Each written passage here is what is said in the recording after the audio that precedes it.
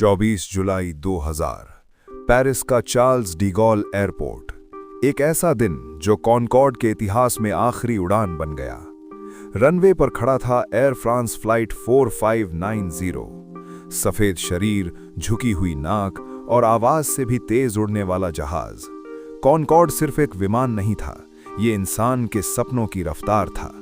इस फ्लाइट में सवार थे रईस परिवारों के 109 लोग, ज्यादातर जर्मन पर्यटक जो न्यूयॉर्क होते हुए क्रूज ट्रिप पर जा रहे थे। किसी को अंदाजा नहीं था कि उड़ान भरते ही इतिहास बदलने वाला है। जैसे ही विमान ने टेक ऑफ की रफ्तार पकड़ी, रनवे पर पड़ा एक छोटा सा मेटल स्ट्रिप उसकी किस्मत बन गया। वो टुकड़ा कुछ मिनट पहले उड़ चुके एक दूसरे विमान से गिरा था। कॉनकॉर्ड के टायर ने उस धातु को कुचला और टायर फट गया। तेज रफ्तार से उड़ा हुआ टायर का टुकड़ा सीधे फ्यूल टैंक से टकराया। तेज दबाव में ईंधन बाहर निकला और चिंगारी मिलते ही आग भड़क उठी। टेक ऑफ के कुछ ही सेकंड बाद कॉनकॉर्ड आग के गोले में बदल चुका था। पायलटों ने जहाज को बचाने की कोशिश की। कॉकपिट में अलार्म बज रहे थे, इंजन फेल हो रहे थे, लेकिन इस विमान की स्पीड उसकी ताकत भी थी और कमजोरी भी। कॉनकॉर्ड बहुत तेज था और इतनी कम ऊंचाई पर उसके पास वापस लौटने का समय नहीं था।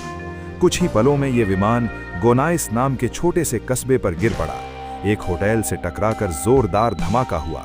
सभी 109 यात्री और क्रू मेंबर्स की मौत हो गई। जमीन पर मौजूद 4 लोग भी इस हादसे का शिकार बने।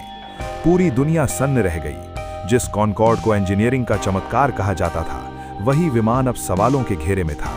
जांच शुरू हुई। ब्लैक बॉक्स ने बताया कि आग फ्यूल टैंक में छेद के कारण लगी थी और असली वजह थी रनवे पर पड़ा वो छोटा सा मेटल का टुकड़ा।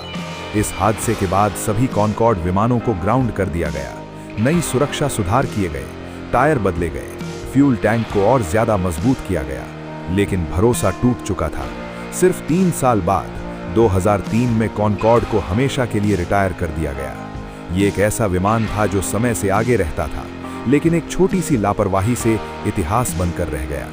कॉनकॉर्ड हमें याद दिलाता है कि चाहे तकनीक कितनी भी उन्नत क्यों ना हो, एक छोटी सी गलती सब कुछ खत्म कर सकती है और आसमान में उड़ते सपने पल भर में जमीन से टकरा सकते हैं। ये विमान आज भी उड़ता है, हमारी यादों में।